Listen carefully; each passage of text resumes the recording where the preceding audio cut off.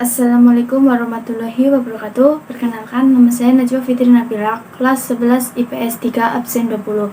Di sini saya akan mempresentasikan iman kepada kitab Allah Subhanahu wa taala. Iman. Apa itu sih iman? Iman secara bahasa adalah percaya. Sedangkan iman secara istilah adalah mempercayai dengan sepenuh hati, mengucapkan dengan lisan, mewujudkan dalam perbuatan.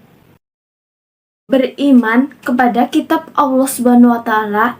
Iman kepada Allah Subhanahu wa taala artinya meyakini sepenuh hati bahwa Allah telah menurunkan kitabnya kepada Rasulnya sebagai pedoman hidup manusia, serta mewujudkannya dalam perbuatan. Dalil beriman kepada kitab Allah terdapat dalam surat An-Nisa ayat 136 dan Al-Baqarah ayat 285.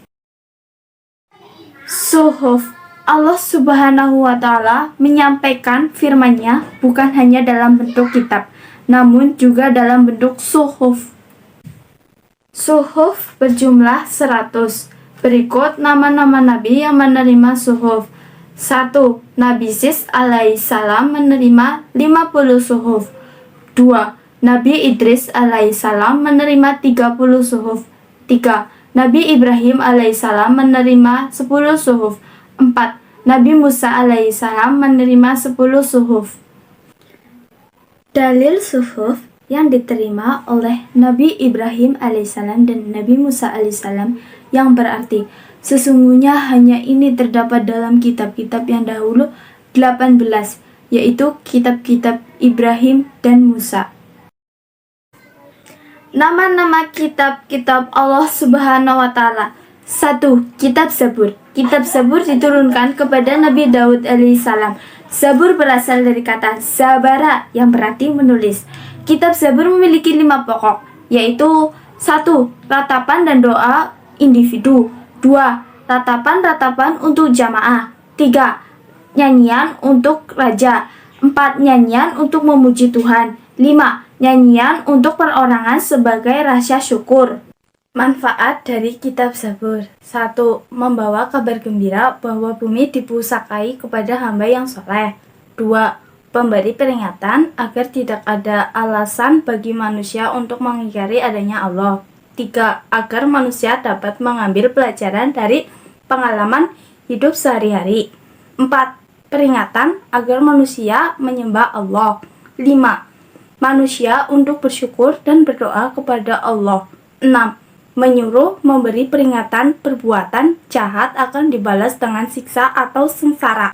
Quran Surat An-Nisa ayat 63 yang menjelaskan tentang kitab Zabur yang berbunyi, mereka itu adalah orang-orang yang sesungguhnya Allah mengetahui apa yang ada di dalam hati.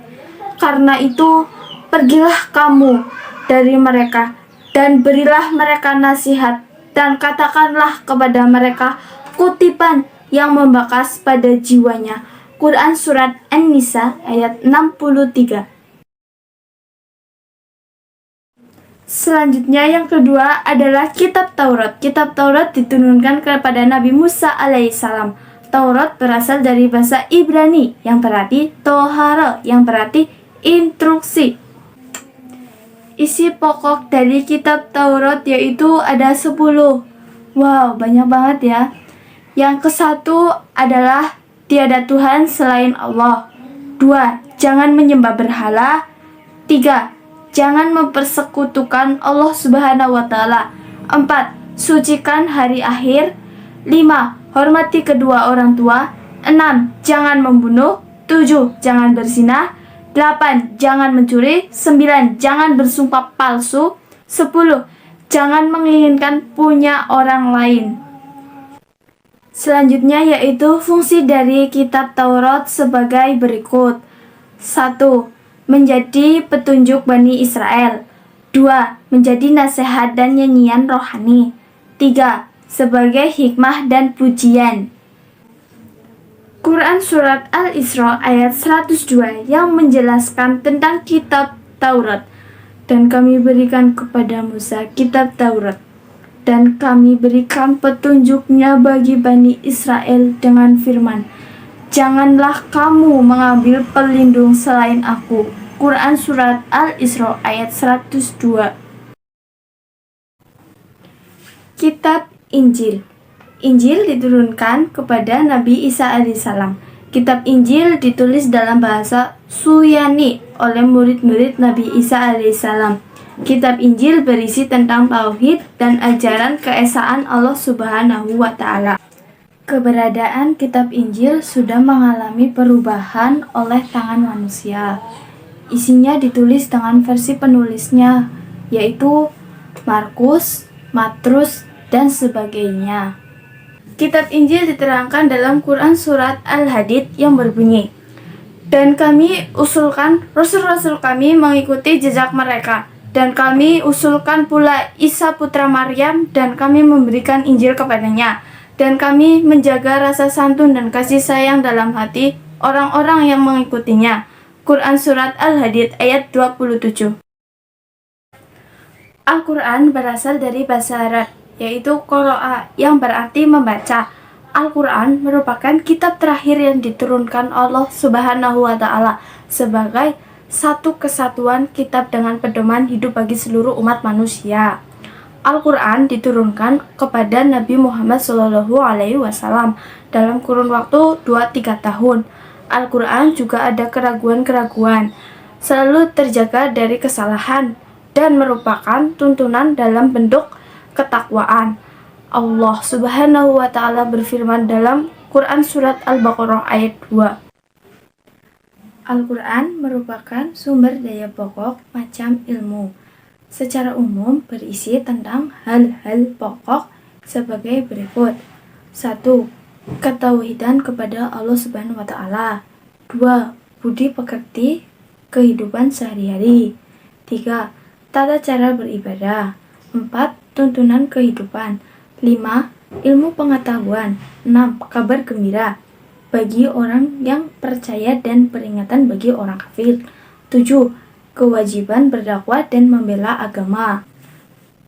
Ada 3 cara orang yang beriman kepada kitab Allah Subhanahu wa Ta'ala. 1. Qotmil, hanya membaca. 2. Tartil, membaca dan memahami. 3. Hafiz, membaca, memahami, mengenalkan, dan menghafalkan.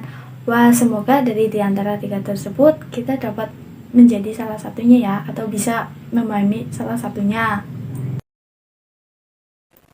Perilaku, hikmah, dan fungsi beriman kepada kitab-kitab Allah Subhanahu wa Ta'ala. Perilaku beriman kepada kitab-kitab Allah Subhanahu wa Ta'ala yaitu 1. Meyakini bahwa kitab-kitab tersebut ada. 2. Menjadi kitab terakhir bagi Allah Subhanahu wa Ta'ala. 3. Menjadikan kitab-kitab Al-Quran sebagai pedoman hidup. Fungsi beriman kepada kitab-kitab Allah Subhanahu wa Ta'ala yaitu 1. Sebagai petunjuk atau pedoman hidup. 2. Hikmah dan sebagai kehidupan di masa lalu. 3. Sumber pengetahuan hari akhir.